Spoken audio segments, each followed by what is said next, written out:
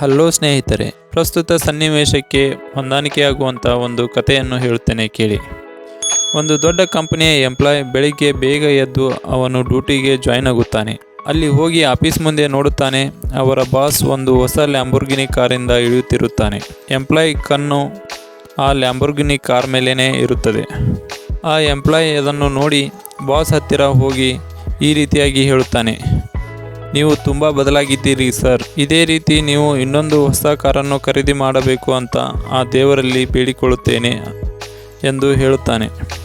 ಆಗ ಬಾಸ್ ನಗುತ್ತಾ ಅವನ ಹೆಗಲ ಮೇಲೆ ಕೈ ಹಾಕಿ ಹೇಳುತ್ತಾನೆ, ನೀನು ಇದೇ ರೀತಿ ಕಷ್ಟಪಟ್ಟು ಹಗಲು ರಾತ್ರಿ ಕನ್ಸಿಸ್ಟೆನ್ಸಿಯಿಂದ ಕೆಲಸ ಮಾಡು.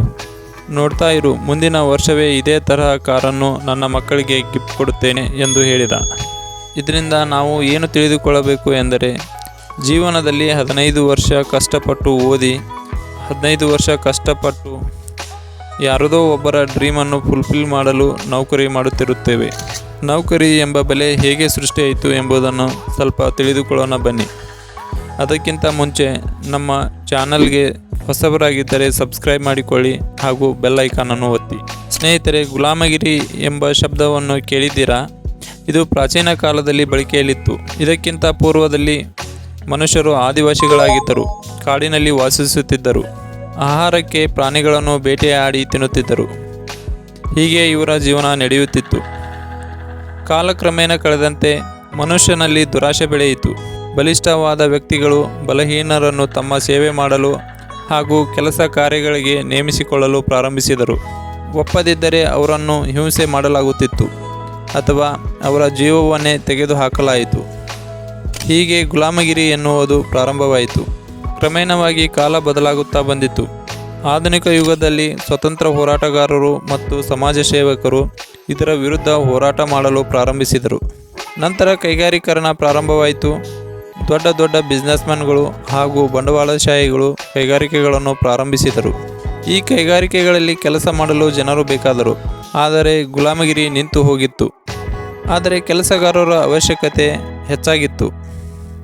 ಈ ಸಮಸ್ಯೆಗೆ ಮತ್ತೊಂದು ಪರಿಹಾರವನ್ನು ಹುಡುಕಲು ಪ್ರಾರಂಭಿಸಿದರು. ಫ್ಯಾಕ್ಟರಿಯಲ್ಲಿ ಕೆಲಸ ಮಾಡಲು ಜನರಿಗೆ ಹಣವನ್ನು ನೀಡಲು ನಿರ್ಧರಿಸಿದರು. ಯಾರು ಹೆಚ್ಚು ಕೆಲಸ ಮಾಡುತ್ತಾರೆ ಅವರಿಗೆ ಹೆಚ್ಚು ಹಣ ನೀಡುವ ಐಡಿಯಾ ಬಂತು. ಇದು ಕಾನೂನಿನ ಪ್ರಕಾರ ಸರಿಯಾಗಿತ್ತು. ಜನರಿಗೆ ಕೆಲಸ ಮಾಡಲು ಒತ್ತಾಯಿಸುವಂತಿಲ್ಲ. ನಿಧಾನಗತಿಯಲ್ಲಿ ಜನರು ಫ್ಯಾಕ್ಟರಿಗಳಲ್ಲಿ ಕೆಲಸಕ್ಕೆ ಸೇರಿಕೊಳ್ಳಲು ಪ್ರಾರಂಭಿಸಿದರು. ಈ ಕೆಲಸಗಳಿಗೆ ಮಧ್ಯಮ ವರ್ಗ ಹಾಗೂ ಕೆಳವರ್ಗದ ಜನರನ್ನು ಟಾರ್ಗೆಟ್ ಮಾಡಲಾಯಿತು. ಇವರು ಹೆಚ್ಚಿನ ಸಂಖ್ಯೆಯಲ್ಲಿ ಕೆಲಸಕ್ಕೆ ಸೇರಿದರು. 20 ರಿಂದ 30 ವರ್ಷಗಳವರೆಗೆ ಕೆಲಸ ಮಾಡಲು ಪ್ರಾರಂಭಿಸಿದರು. ಇವರು ತಮ್ಮ ಎಲ್ಲ ಎನರ್ಜಿಯನ್ನು ಫ್ಯಾಕ್ಟರಿಯ ಮಾಲೀಕನನ್ನು ಶ್ರೀಮಂತ ಮಾಡಲು ಉಪಯೋಗಿಸಿದರು. ಈ ಕೆಲಸಗಾರರಿಗೆ ಸಂಬಳ ತೆಗೆದುಕೊಳ್ಳುವುದು ಅಭ್ಯಾಸವಾಗಿ ಬಿಟ್ಟಿತು. ಇದರಿಂದ ತಮ್ಮ ಅವಶ್ಯಕತೆಗಳನ್ನು ಪೂರೈಸಿಕೊಳ್ಳುತ್ತಿದ್ದರು. ಕೆಲಸ ಬಿಟ್ಟರೆ ದುಡ್ಡು ಸಿಗುವುದಿಲ್ಲ. ಈ ರೀತಿ ಕೆಲಸ ಮತ್ತು ದುಡ್ಡಿನ ಬೆಲೆಯಲ್ಲಿ ಸಿಕ್ಕಿ ಹಾಕಿಕೊಂಡರು.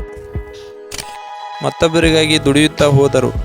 ಇದು ಒಂದು ಮಾಡರ್ನ್ ಗುಲಾಮಗಿರಿಯಾಗಿದೆ. ಕಂಪನಿಯ ಮಾಲೀಕರು ಶ್ರೀಮಂತರಾಗುತ್ತಾ ಸಾಗಿದರು. ಕೆಲಸಗಾರರು ತಮಗಾಗಿ ಅಥವಾ ತಮ್ಮ ಮಕ್ಕಳಿಗಾಗಿ ದುಡಿಯದೆ ಶ್ರೀಮಂತರಿಗಾಗಿ ಹಾಗೂ ಶ್ರೀಮಂತರ ಮಕ್ಕಳಿಗಾಗಿ ದುಡಿಯುತ್ತಾ ಹೋದರು. ಹಾಗಾದರೆ ಎಲ್ಲರೂ ಜಾಬ್ ಮಾಡುವುದರ ಮೇಲೆ ಅಷ್ಟೇಕೆ ಆಸಕ್ತಿ ಹೊಂದಿದ್ದಾರೆ? ಇದಕ್ಕೆ 3 ಕಾರಣಗಳಿವೆ. 1. ನಾವು ಮಕ್ಕಳಿರುವಾಗಲೇ ನಮಗೆ ಒಳ್ಳೆಯ ಜಾಬ್ ಮಾಡಬೇಕು ಎಂದು ಪೇರೆಂಟ್ಸ್ ಮಕ್ಕಳ ತಲೆಯಲ್ಲಿ ತುಂಬಿರುವುದು. ನಾವು ಮಾಡುವ ಜಾಬ್ ನಮಗೆ ಇಷ್ಟವಿಲ್ಲವೆಂದರೂ ಕೂಡ ಅಲ್ಲಿ ಸಿಗುವ ಸಂಬಳ ಹೆಚ್ಚಾಗಿರುತ್ತದೆ. ಅದಕ್ಕಾಗಿ ಜಾಬ್ ಮಾಡುತ್ತಾರೆ. ಕೆಲವು ಸಂದರ್ಭಗಳಲ್ಲಿ ಪರಿಸ್ಥಿತಿಗಳ ಒತ್ತಡಕ್ಕೆ ಮುಂದೆ ಏನು ಮಾಡಬೇಕು ಎಂಬ ಗೊಂದಲದಿಂದಾಗಿ ಜಾಬ್ ಮಾಡಲು ಪ್ರಾರಂಭಿಸುತ್ತಾರೆ. ಇದೇ ರೀತಿ ಜಾಬ್ ಬಲೆಯಲ್ಲಿ ಬಿದ್ದು ಹೊರಬರದೆ ಒದ್ದಾಡುತ್ತಾ ಇರುತ್ತಾರೆ.